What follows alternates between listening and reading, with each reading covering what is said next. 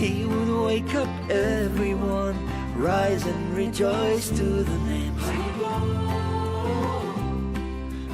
As Krishna entered his Bhagavata period, 6 to 10 years old, he looked exceedingly attractive with his sweet nectarian smile.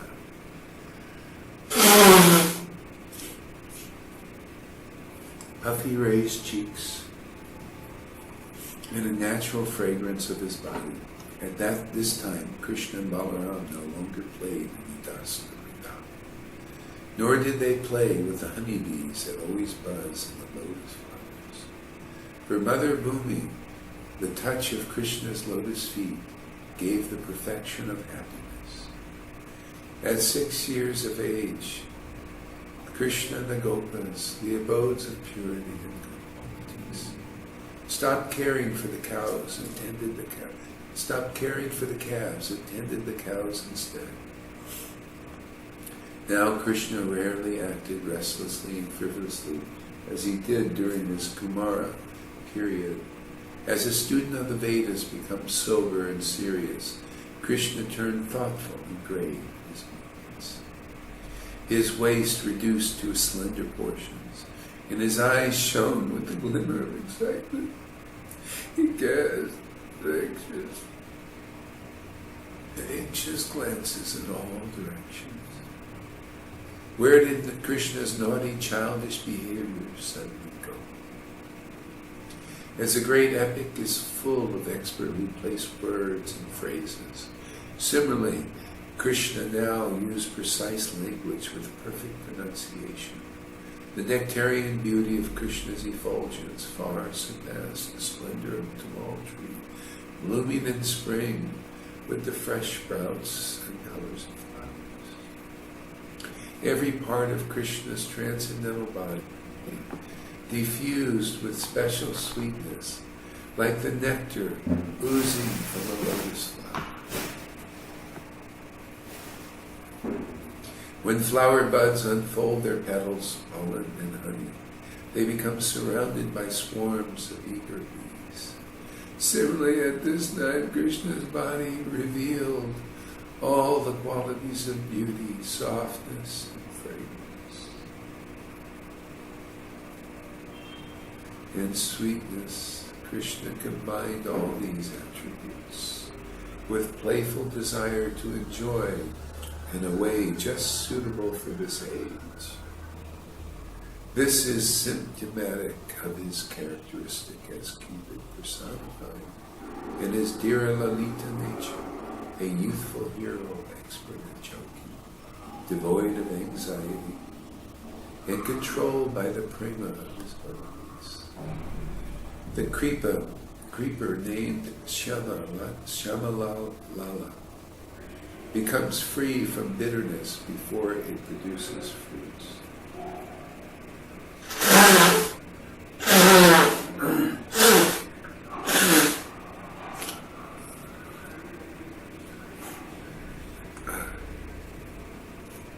Even before fully ripe, the fruits are soft, tasty, and tender. Similarly, though not fully mature, Krishna's body displayed a tantalizing charm.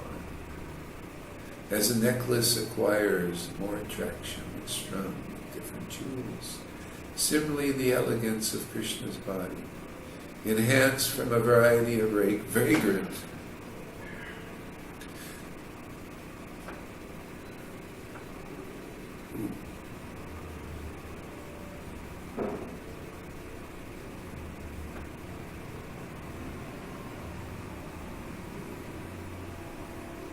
as the necklace acquires more attraction when strung with different jewels.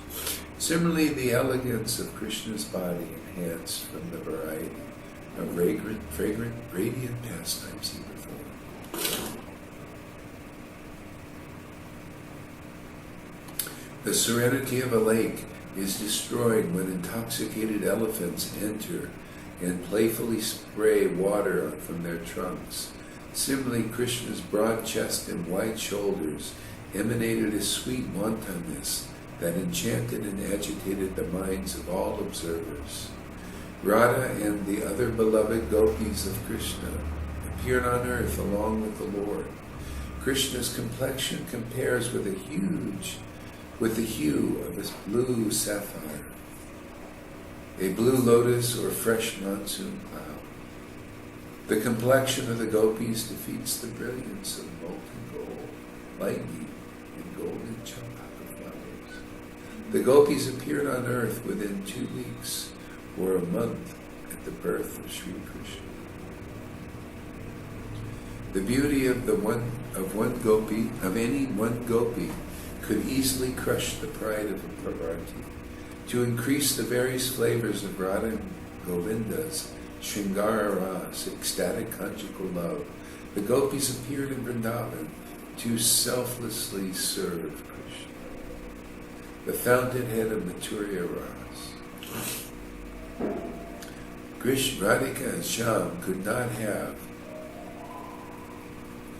not have relished the summit of sweetness in Shringara Ras without the Vraja Gopis.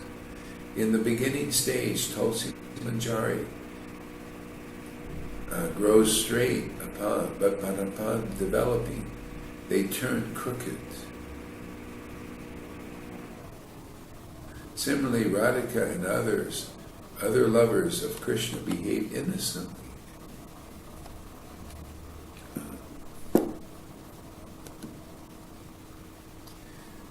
But upon attaining youth, they were crafty and cunning. As a verse from the epic can have many different meanings.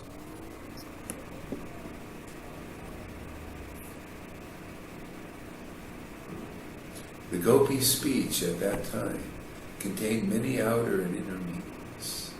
The slow and measured steps of the gopis resemble the dripping of water falling off the edge of the roof of a monsoon.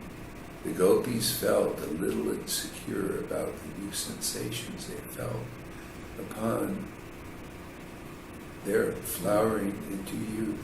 As the world of lotus flowers looks like a golden demigod sitting there, ruling over his kingdom. It seems that the demigod of lust suddenly had taken possession of the gopis' hearts and established his kingdom there. They no longer cared to play in the dust of the palms of the gopis now displayed a pinkish hue like the rising sun. Their reddened tipped lips looked like luscious ripe bimba fruits shining with nectar under the control of Cupid.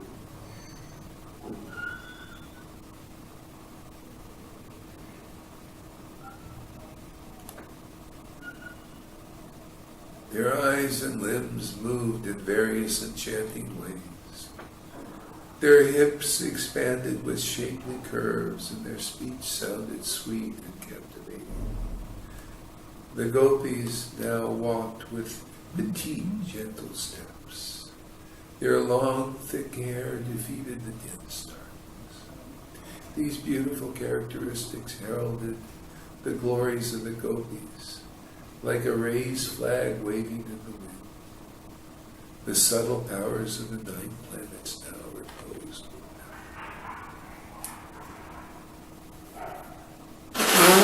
them.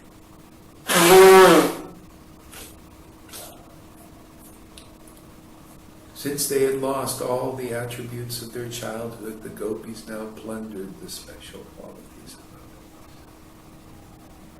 Their restless running here and there as children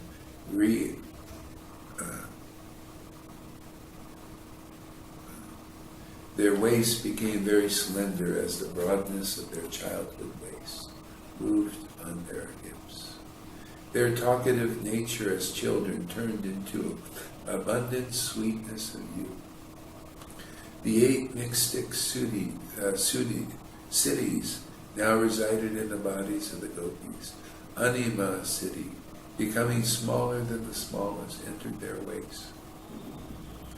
Mahima city, becoming bigger than the biggest, took shelter of their broad hips of the gopis. Langima city, becoming lighter than the lightest, entered their rarely spoken words.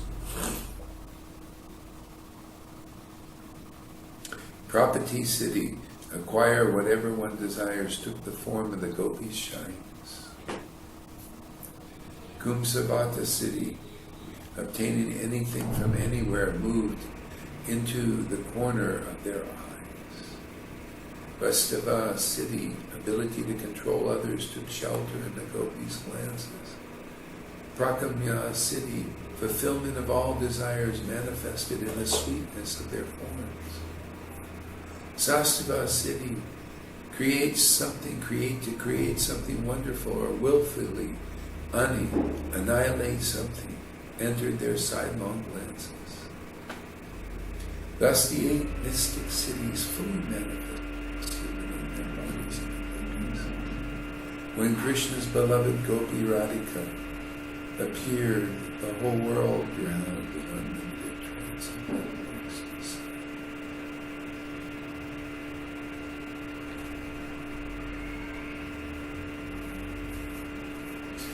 Radhika's touch turned the village of Vrindavan into the abode of sweetness, sweetest fortune.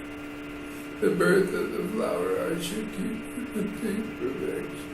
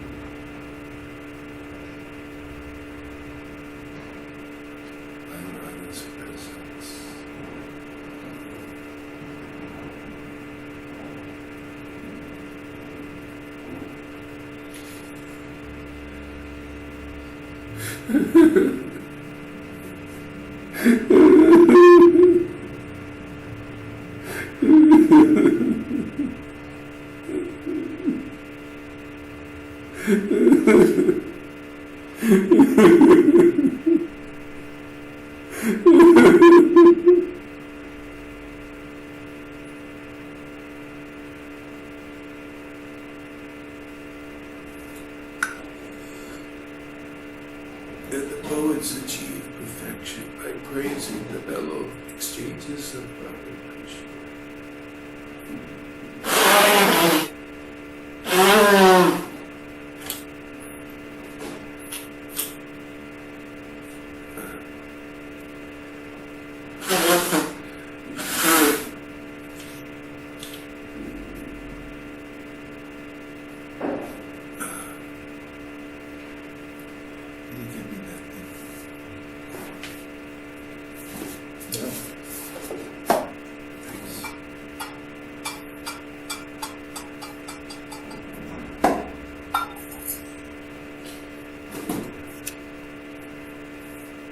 The gopis were extremely anxious to meet Krishna, but they did not manifest any external symptoms in their ecstasy. Transcendental lust had taken over their lives, but they did not show any lusty beauty. Though desiring, they did not act on their own desire. They sustained their lives with just one thought: soon we will enjoy many playful pastimes with our beloved Srila. The gopis hid this intense longing deep in their hearts. They covered their emotions swirling within their hearts with a veneer of boundless shyness. Their sudden detachment from ordinary activities created a slight fear within their minds. The functions of their minds appeared to be hampered by a type of dreaminess. The incurable disease of inertia had mysteriously infected the gopis. The sudden transformation of the gopis' minds resembled a type of rice that is ripe inside the appearing of raw outside.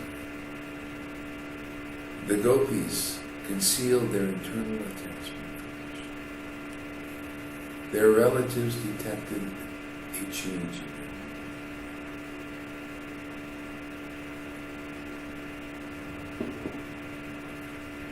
See, in Vrindavan, this is what a lot of experience teachers say, oh, God and Krishna conceal. So let's follow in the footsteps of Radha Krishna. But that's why it was sealed. So everybody wants people, if you ever think that you can easily attain Radha and Krishna's mercy. They say, oh, shouldn't show. Let's follow in the footsteps of Radha and Krishna.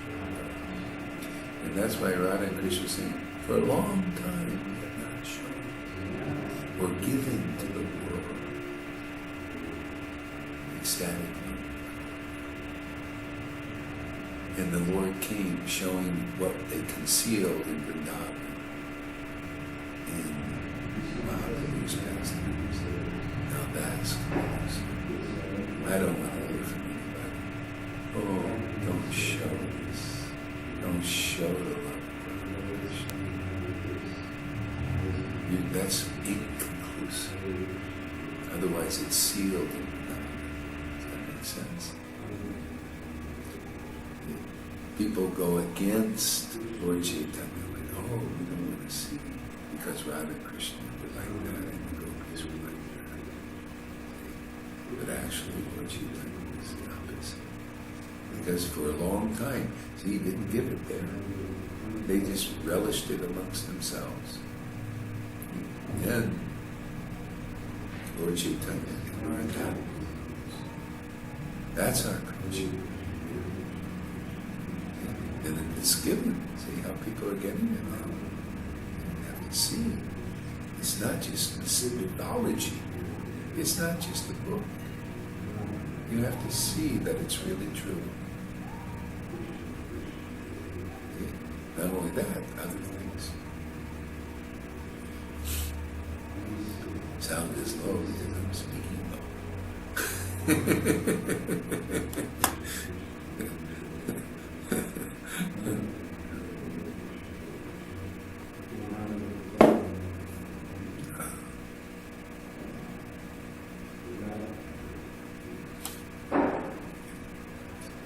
Who's ever taught this? Nobody. Nobody.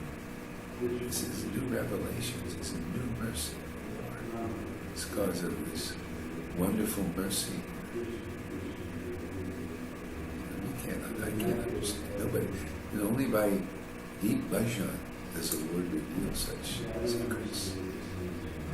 To wipe away the ignorance. See, so many people think, oh, we can't believe in Gaura Haridas's ecstasy because our teachers have said, oh, you see, Radha Krishna and the gopis, they all concealed it. See? But I say, no, yeah, you want to follow there, go ahead, it'll be concealed from you. Again, you want to miss it? Fine, don't come here. Because if you come here, I teach you the real, complete conclusion. That's why Lord Chaitanya came here to share with those who are his friends, who have become friendly to the devotees. This most secret of all secrets. And that is the only way we can get it, pick it up. We have to, that's why we have to be taught by the associates of Lord Chaitanya how it really is. A lot of people claim to be the associates, but they don't know. They're speculating, oh, Lord Chaitanya's, you got to go like this. See, it's all speculation. Oh, yeah. See, they concealed it there. You see, that's a higher form of mental speculation. People get confused. Then when they see this bhakti, they think, oh, this is a bad thing because our teachers. You think it's easy to understand Radha and Krishna? You think all these people are actually authorities? I tell you, man, a real associate sees, my God, these persons claiming to be Radha and Krishna's associates, they're inconclusive.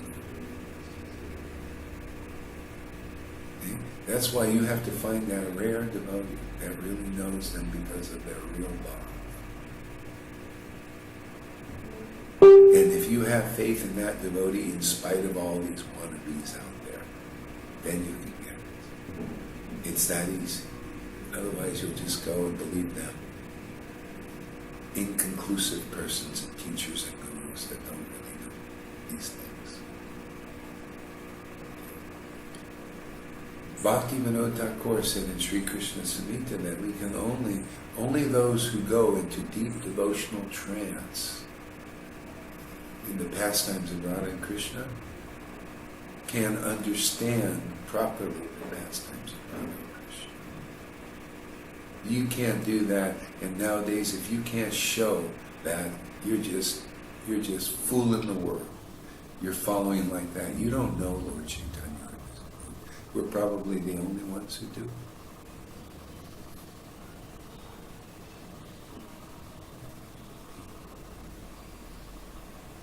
That's why you have to, if you want this Bhava Vrindavan, you have to find the real associates that have got that mercy of Lord Chaitanya. And they're very rare, 1 out of millions right now. But if you find that one person, and you have faith in them in spite of all this stuff coming around, all these wannabes, it's like this, don't believe in Gaur Hari Das because he shows it, you know? Yeah, it's too much mercy. That's the problem, huh? Too much mercy, too much potency here.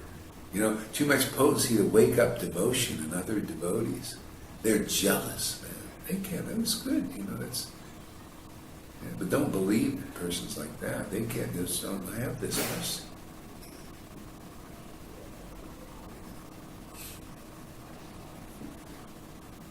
Nityananda told even Raghunath Das, oh, you want my Lord, you got to come here. You want my Lord. You know, you want Radha and Krishna, you want Lord, you got to find an associate of Lord Chaitanya. You want Radha and Krishna, you got to go to that associate of Lord Chaitanya, and they'll teach you how to attain Radha and Krishna. Only they know. No one knows. You listen to them and not others who are claiming to know, and then you can know. If you want this rare kind of bhakti that's in Vrindavan that comes only once every 27 divya yugas. Once every 27 years. That's every billions of years cycle. 27 times from Kali to Satya, Kali to Satya, Kali to Satya, Kali to Satya. 27 times, then Lord Krishna appears with Lord Chaitanya. After.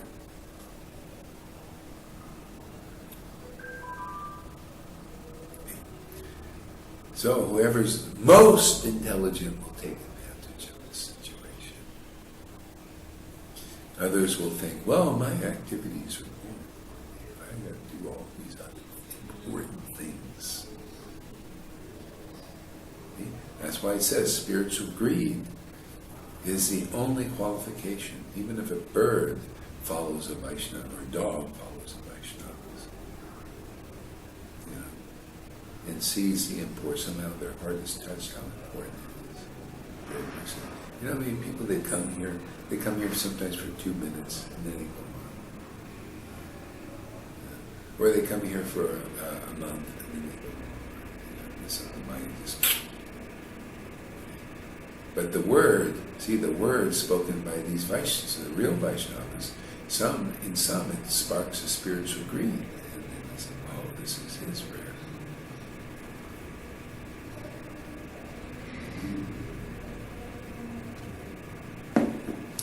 Then they come regularly to get plowed, cultivated, so the threefold miseries can be uprooted.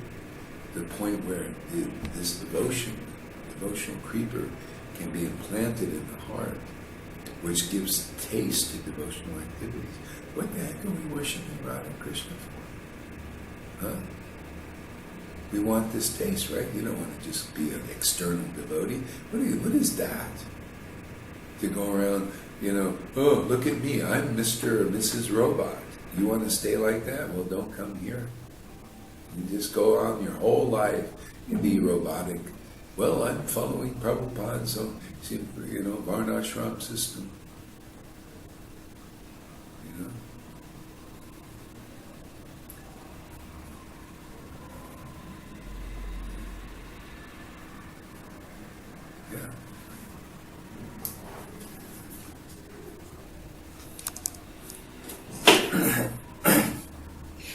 I just want to share something with you, just experiencing that even though I have, or I don't have 100% faith in Lord Hari as a spiritual master, that's for sure.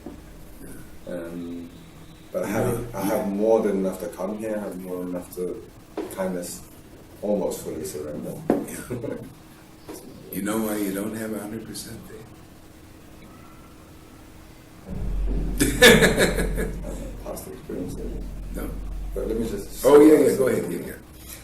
So, and I came here this morning, I asked him, please let me know when you have a morning talk, early morning, let me know, and he did. I said that was his mercy. I came here, and he's chanting with tears, emotion, ecstasy, I see it, and it's real. And I'm trying to chant, when he said chant, I couldn't concentrate because my ears are really concentrated on him, knowing that his chanting was much more powerful than either my own chanting. So I wasn't even listening to my chanting, right? And still, so I'm not 100% faith, not listening to my chanting really, listening to it, and little tears came to my eyes.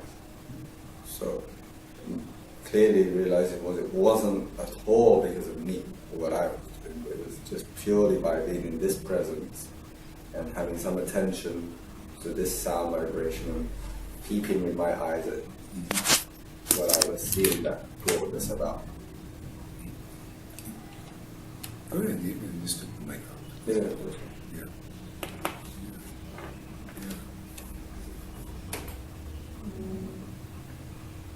So I mean, the point I'm getting at is exactly what's been stated here all the time. It's not by my own endeavor, my own consciousness, my own ability to focus on the mantra, actually. It's by being in the presence of somebody who is experiencing that ecstasy at that time, and then somehow, more so when you're physically with them, but no limit on the internet or online, is when you have the faith, it jumps.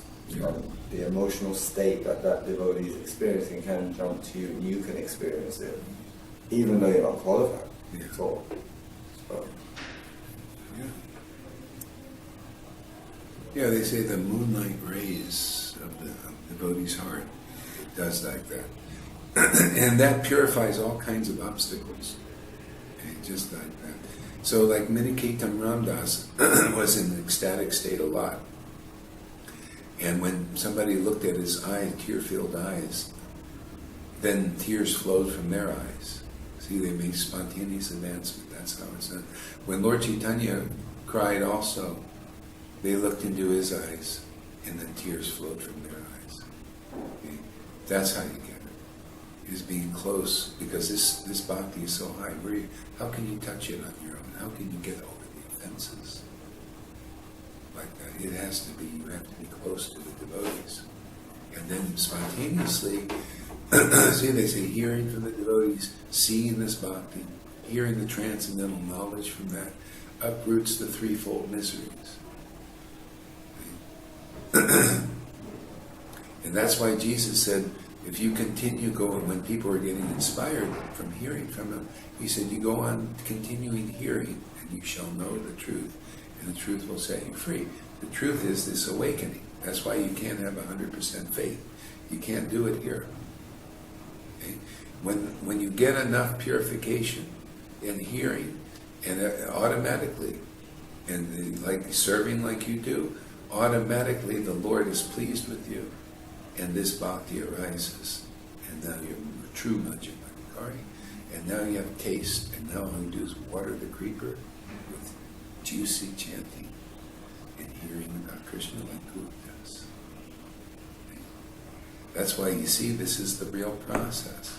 But if you don't get deviated, you can make it through in this life. But you see how many people have been deviated, you see the results people can see. Look at the results of people who have left here and went to the so-called higher gurus. Practically insane.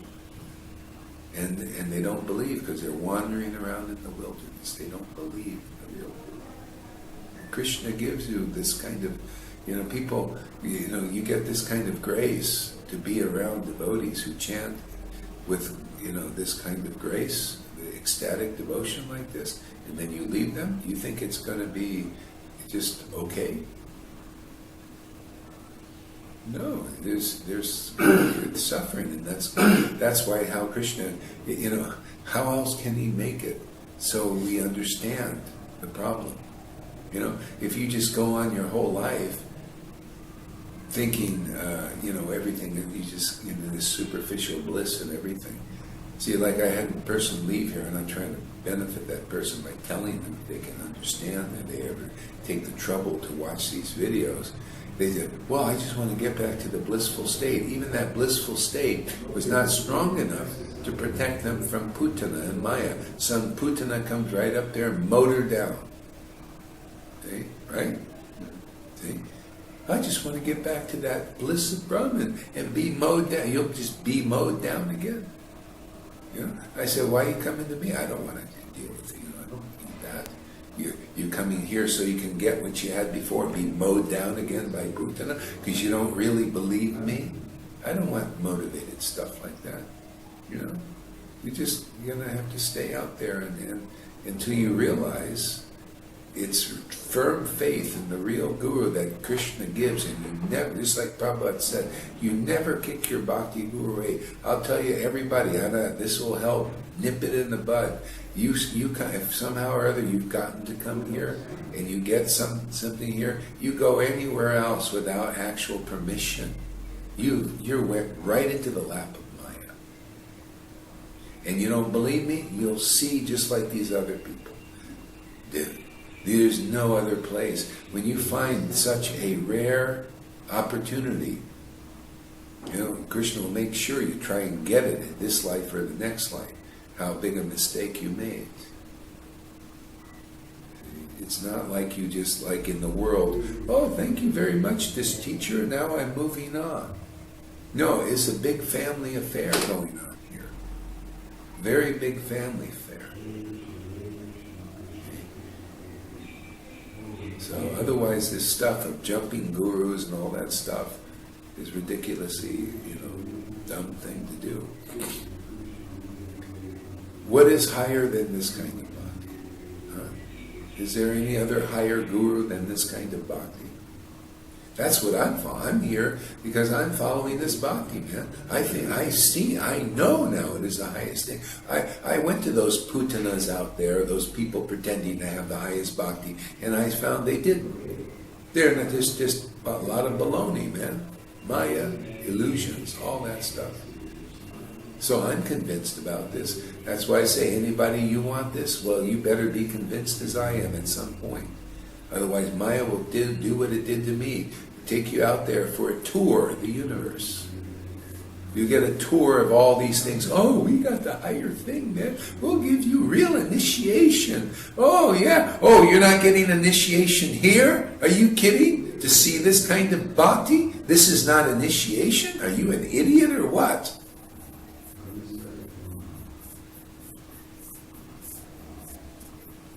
You hear a devotee chant in ecstasy, you're hearing all the mantras.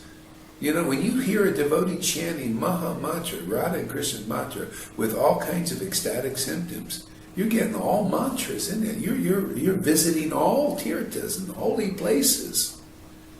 Lord, that's, Haridas Thakur's type chanting. Lord Chaitanya said, Haridas, at every moment, you're visiting all the tirthas because everything is in that mantra. And when you chant it ecstatically like that, and if you even see it, you're visiting all tirthas. You don't have to go anywhere. You think, well, I think I'm going to take a break from watching Gaura Haridas's chanting, and I think I'm going to go take a tour of Vrindavan. Well, that is an action in the mode of ignorance at that point. See? Because that purifies after a longer time. This is conclusive. Be with where the devotees are, because Krishna comes out of Vrindavan and is with that devotee in that kind of ecstatic communion.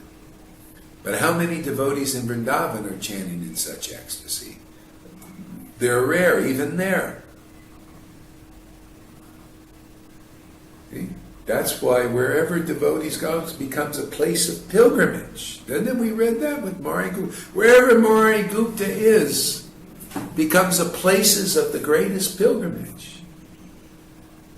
Well, is that only for Murari? No. What was Murari's qualification and symptom? He was an ecstatic devotee, right? He was an ecstatic devotee. That applies to all ecstatic devotees. See? What are anybody worshiping Krishna for? To ultimately have spiritual greed to associate with ecstatic devotees. Well, the problem is we probably made it too easy for the devotees here, huh? Maybe it's too easy, huh? It's so easy they can't believe it. Oh, go and follow these gurus. They all give you initiation after 5 years. Anybody comes here and you listen to this chanting, you're getting Hari Nam instantly. Instantly. Especially if you have faith in this chanting.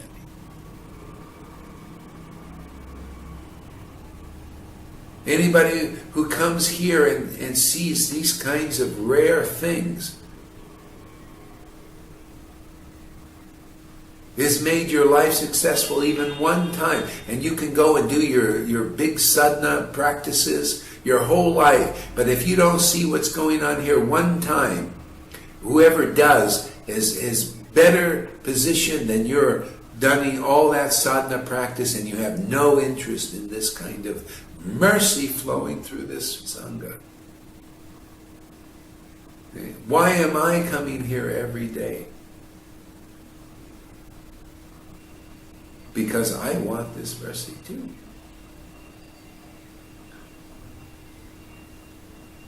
See? All spiritual greed. So those people just coming and going, and anybody watching this video, you're like that, oh, I come for a few minutes. You are fool number one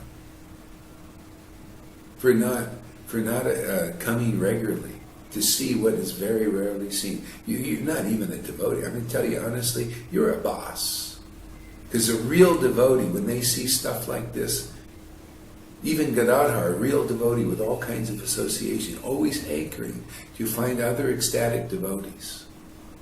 Because some jewels come from there that they're priceless. Priceless. They're so individual, so unique, nothing like each one of them. That's a devotee who is ecstatically worshiping the Lord. No one is like that particular devotee. He is extremely relishable to Krishna and Krishna's real devotees. Otherwise, you're just a boss. Anybody coming here, I'm just telling you the truth, man. You come here like one day, 1 month, or whatever, and then you just go away. Well, you missed the opportunity. Because you can get this kind of bhakti that is not available by any big sadhanas. You can be as renounced as you want. You can't get it. Those renunciates and those austere persons don't come here, can't come here. But a simple person can get this highest bhakti, because when it's distributed, and whoever has faith in it will get it. He will get it for sure if he just sticks it out. Does that make sense? See, he just sticks it out. He doesn't have to do anything but just follow the process of sticking it out. The path of peace. Do you feel pretty peaceful being here? Yeah? He just sticks it out, and it will come. Whenever it comes, the Lord will ordain it. It'll just be the perfect timing. If you have faith in Prabhupada's books. Am I telling you what's in Prabhupada's books? Absolutely. Yeah. So just you can now relax. And that goes for everybody else. If anybody else has that faith here, you can relax and just follow the process if you really believe in Prabhupada's books. Because if you don't, you'll listen to some other speculator with the clothesline gurus. They have the cloth. Follow the cloth, right? Okay. Different opinion. But our opinion is Prabhupada's opinion. See, Prabhupada, you say you believe in Prabhupada, well, you'll believe in this opinion because I'm not making it up, and I'll push your nose right in it. As far as it needs, if you just stay here enough, your nose will be in it, and you'll be no doubt that this is Prabhupada's opinion. That's why he came to me and sat down right next to me. For some reason, he knew and trusted that I would give the right opinion. Because you do if you have this ecstatic bhakti, like he had. See? You'll get the right opinion of the real parampara. And you need that. You want to get this bhakti, man? You better believe in the real parampara, not all these wannabes out there with all the claws and all the so-called manjari-hood and all that. Because I'm not tolerating that anymore. I ain't gonna deal with that. You don't want this mercy, or you want to just forget it, man. I'm just, not dealing with you. If you just figure it out, man. We got plenty of videos. If you're so lazy, or you don't want to even watch the videos, or you're going with your own opinion, or these opinions, these so-called manjaris here, I don't even want to deal with you, man. Just go out there and be destroyed by your stupidity until you figure it out. That's called compassion, because uncompassion is to buy into that stuff. And they have this thing called enabling in this world, and it's not healthy. Transcendentally, Lord Chaitanya and his devotees, steeped in deep bhajan, they don't enable Maya like that. See, enabling people, by enabling their dependence on Maya and their crafty intelligence and unpurified intelligence. So Lord Chaitanya, a leper, came to him. Oh, will you give me mercy? You know what the mercy he gave him? Was a big iron rod of chastisement. Oh, you want my mercy? Here you go, man. You're going to get some big dunda, man. You want my mercy? Because if I give you my mercy, you'll just take it and then criticize devotees again. See? Yeah, so my mercy is this. Oh, you're just starting to be bitten by worms. You're going to have bigger problems. So this is your mercy, is to hear the truth, man, to be set free from that. You apologize to Srivas Thakur, who you criticized, and you said unmentionable things about. That's mercy. Have it pointed out. Otherwise you die in this, and then you just suffer more. Okay? Same thing here. Don't be surprised if we seem tough, but on those who need that toughness. Because otherwise they just keep doing the same thing. Yeah, let me usurp the energy from Gaura Haridas's Sangha and get healed so we can be a Mayavadi again. And they be mowed down by Putana again and again. Well, we're cutting that avenue of escape off. Thank you, Lord. Free me. Set me free, thank God. Now we can set the others free. Meena, all right.